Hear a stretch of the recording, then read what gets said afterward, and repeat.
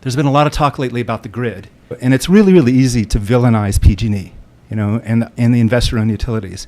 But that, again, is just creating a wall between me and somebody else that I'm seeing as other. And the reality is that, decades and decades and decades ago, these people stepped up and built the grid. And they own the grid.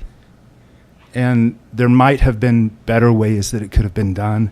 In my mind, the way out of that isn't to villainize the utility companies and go, you bad utility companies, you killed people.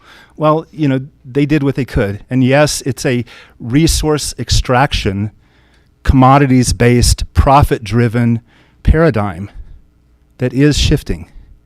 That's where we've come from.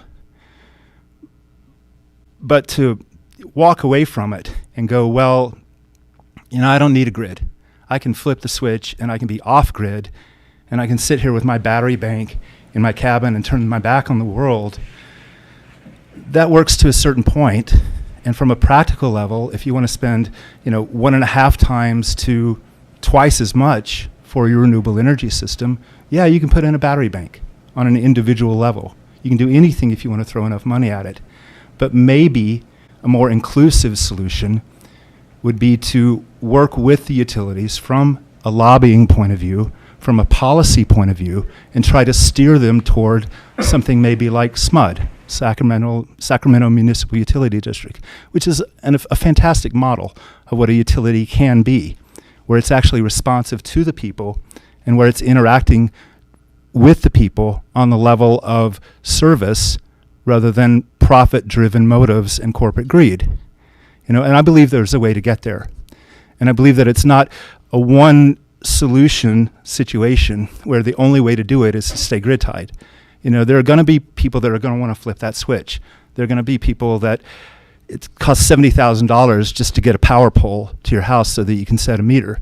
And what's happening in those situations, and with people who the importance of comfort, the importance of security, the importance of having power and being able to be resilient when the grid is down, because it's going to happen. We can implement battery solutions, but the most effective battery solutions right now in relation to resilience are happening on the utility scale. Like what I was saying in relation to your question. We're implementing gigantic battery banks right now on the utility scale that are stabilizing the grid. They're allowing us to provide what's called base load supply in relation to the variability of the distributed generation resources that we're putting on the grid, like solar and wind. Hydro is another solution, as Don had mentioned. Right now, one of the local entities, Nevada Irrigation District, has a bunch of hydro. And they have power purchase agreements that are coming up for expiration with PG&E. And they're looking for solutions as to what to do with that power. And it may be that they can create an off-taker with that power through a community-based organization such as Community Choice Aggregation here in Nevada County. And there are local working groups that are looking at how we might be able to implement that. So there's a possibility there where we can take the grid and we can make it regional. But it also comes back to people. I've seen community choice aggregation entities that are not that different, frankly, than the utility that they're replacing on the generation side. The renewable mix isn't that much better. The prices may be marginally cheaper. It's still very, very profit-driven. So if we're going to create those, my suggestion would be, well, how can we do that in a way that reflects our values?